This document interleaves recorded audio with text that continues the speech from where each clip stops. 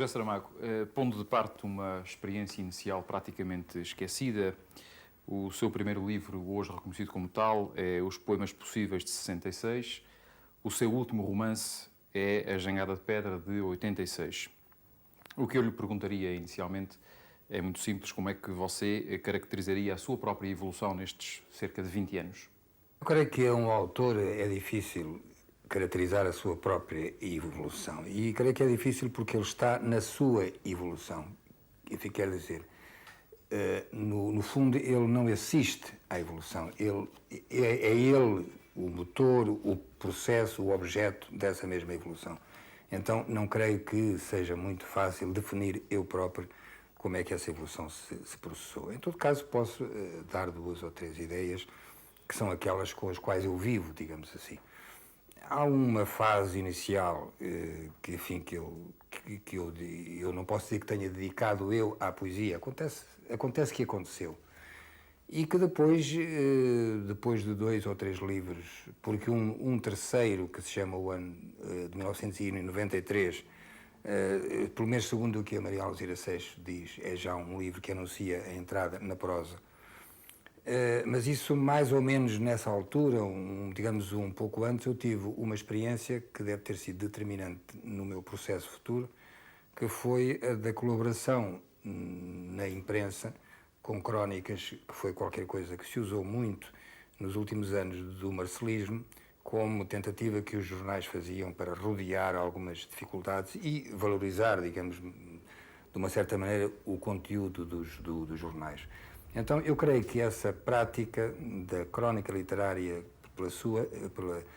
sobretudo pela sua regularidade e também pela exigência de uma atenção constante aos factos, digamos, do cotidiano, e a expressão de tudo isso mesmo, que tinha de ser feito em textos breves e, tanto quanto possível, incisivos, deve ter sido determinante para o meu trabalho posterior. E creio até que uma análise, enfim, digamos, uma comparação, não quero chamar-lhe análise, mas um trabalho comparativo entre essas crónicas e o meu trabalho atual de ficcionista, de romancista, talvez mostrasse que há uma permanência de temas, de ideias e quase diria de obsessões que vêm daí e que se amplificaram agora. De José Saramago pode dizer-se que é hoje um dos escritores portugueses vivos com maior projeção nacional e internacional. Essa projeção é, todavia, um fenómeno relativamente recente, com uma produção literária distribuída pela poesia, pelo teatro, pelo conto e pelo romance. É neste último que, sobretudo a partir de inícios dos anos 80, Saramago se afirma como um dos escritores portugueses mais importantes da atualidade.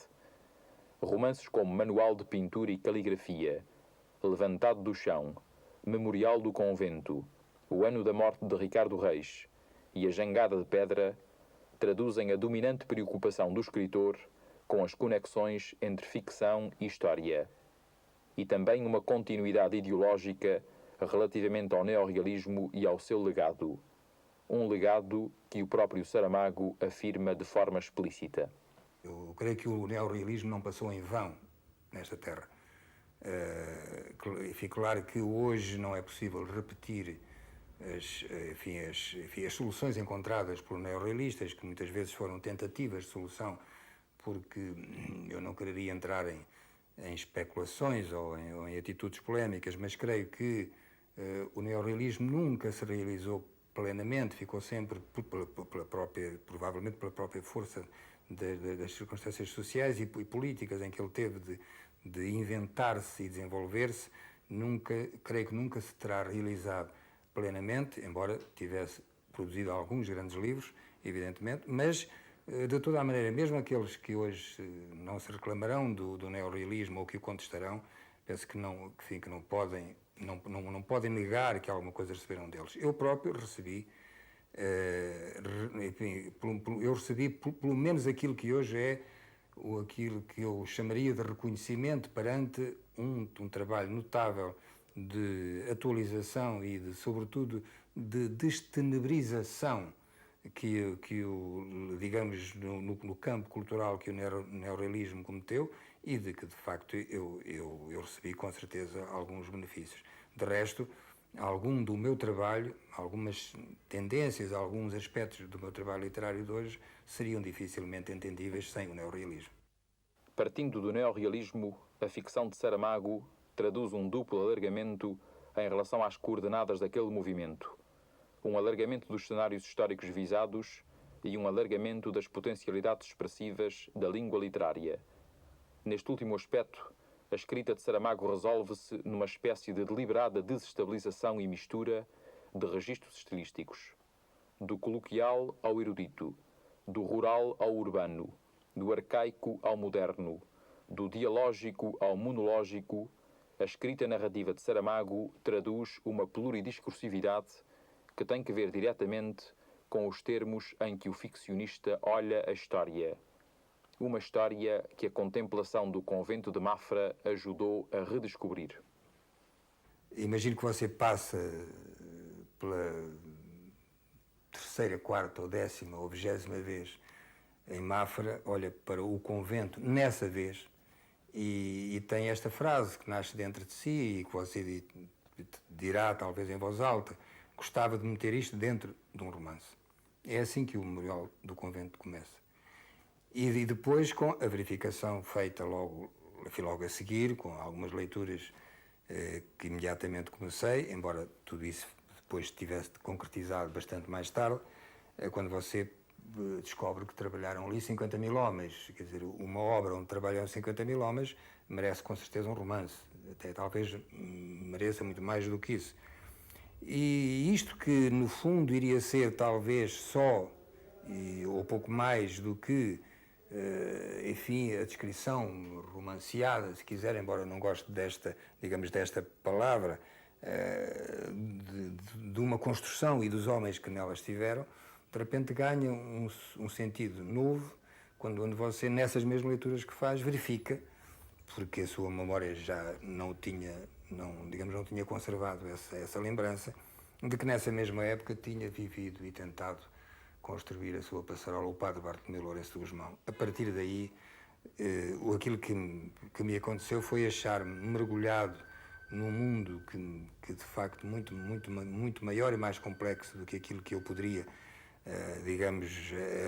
abranger em termos completamente satisfatórios, mas que de qualquer forma deu um livro que se chama O Memorial do Convento, que para mim foi uma experiência inesquecível, porque, enfim, houve e também não vale a pena usar grandes termos, não vale a pena falar em investigação histórica, não vale a pena falar em pesquisa.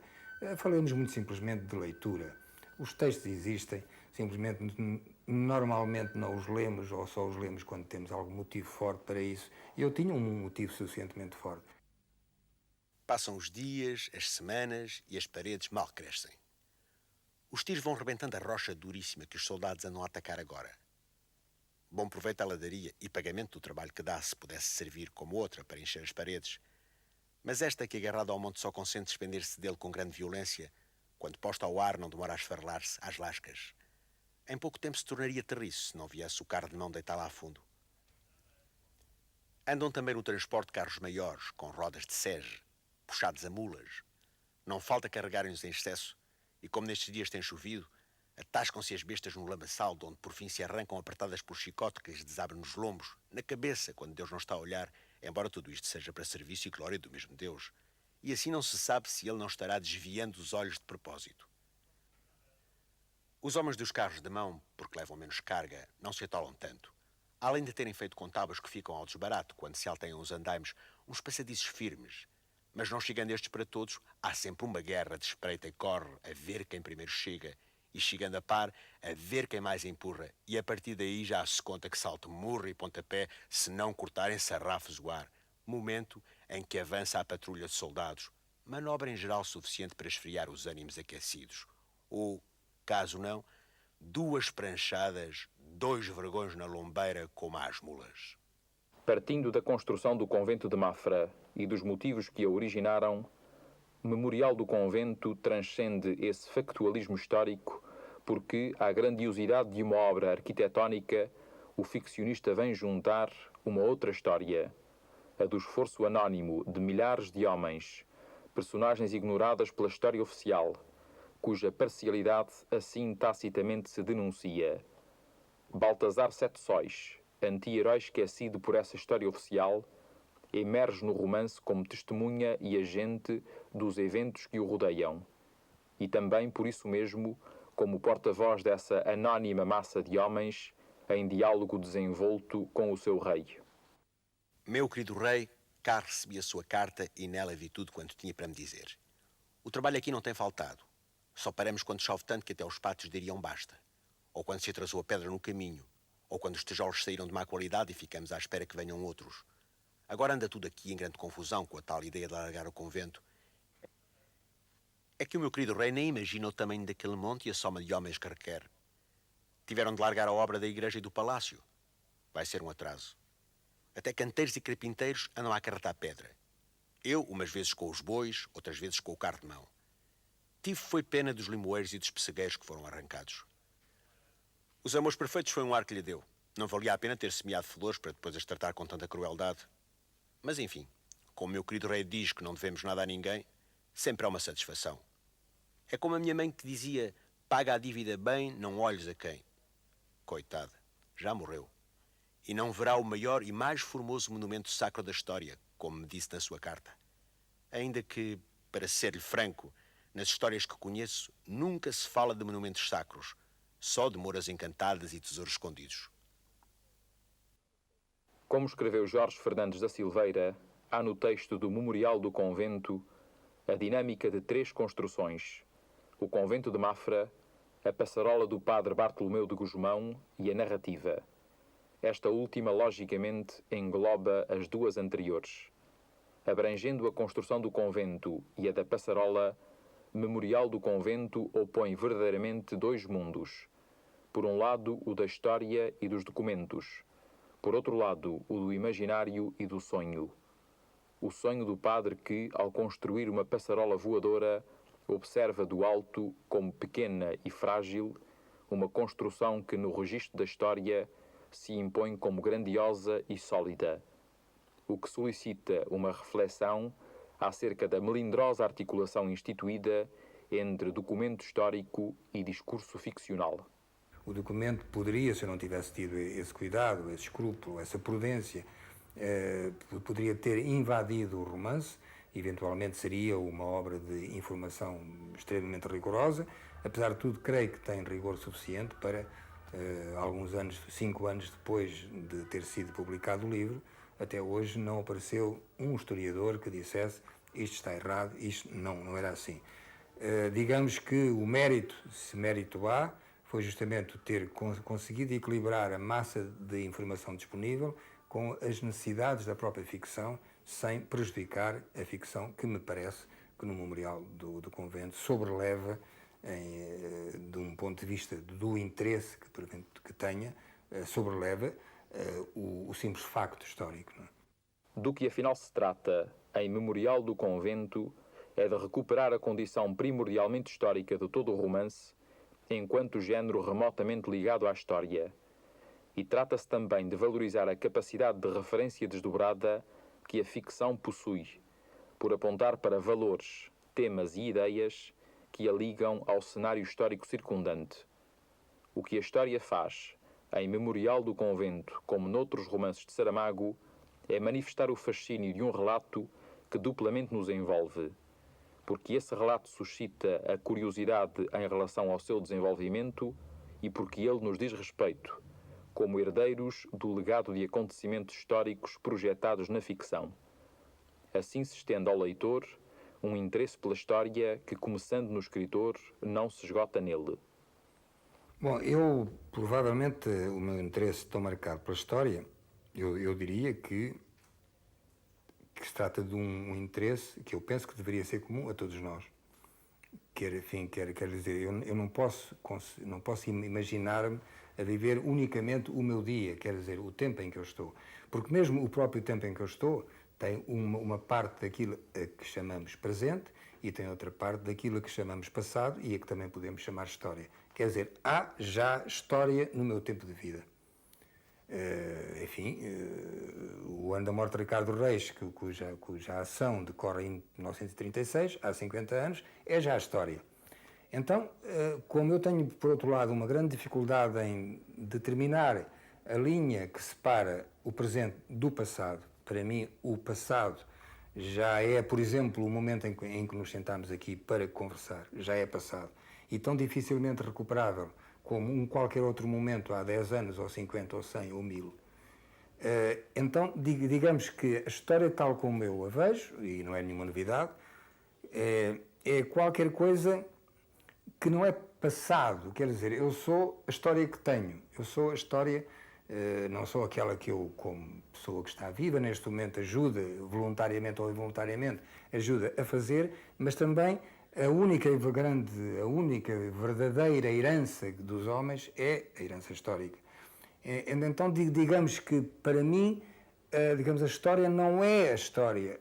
A história é qualquer coisa que continua a determinar-me hoje, que eu não sou filho dos dias que são os meus hoje. Ou melhor, sou filho deles, se quiser, mas também a verdade é que sou filho de todos os dias que estiveram antes. E tenho uma consciência muito, muito imperiosa, digamos assim, admito que outras pessoas a não tenham, e que vivam o seu tempo, aquilo que chamam o seu tempo, com esquecimento ou ignorância, ou desdém até em relação àquilo que chamamos história, simplesmente eu não posso. Eu transporto, se posso permitir-me a veleidade deste exagero, digamos que eu transporto a história toda em cima de mim.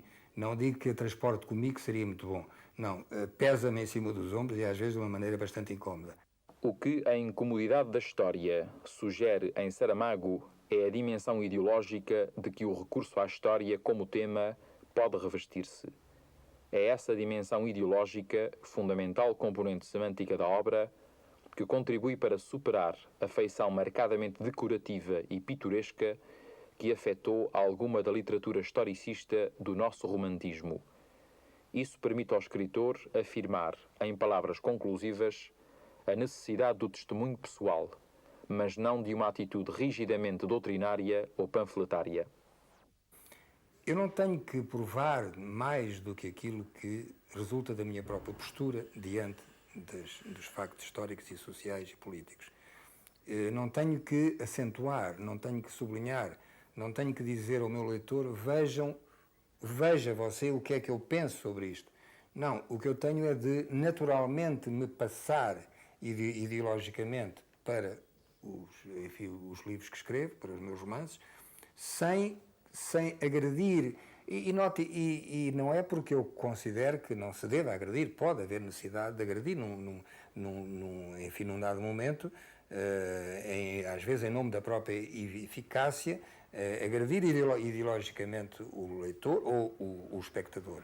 Mas talvez seja, e talvez isto também tenha que ver muito provavelmente com a própria maneira de ser de cada um de nós, eu não tenho que me pôr nos bicos dos pés ideologicamente. Quer dizer, sou ideologicamente o que sou, com os pés assentes exatamente no chão e sem ter que passar a um plano artificial que resultaria de, repito, pôr-me nos bicos dos pés. Se eu estou inteiro naquilo que sou, estou inteiro também naquilo que faço. E é com a mesma naturalidade com que sou, é essa mesma naturalidade que passa àquilo que faço. Então, digamos que a minha relação no plano ideológico com o meu trabalho literário é o menos dramática que é possível. Limito-me a ser e a dizer aquilo que tenho a dizer em termos de ser e não em termos de convencer.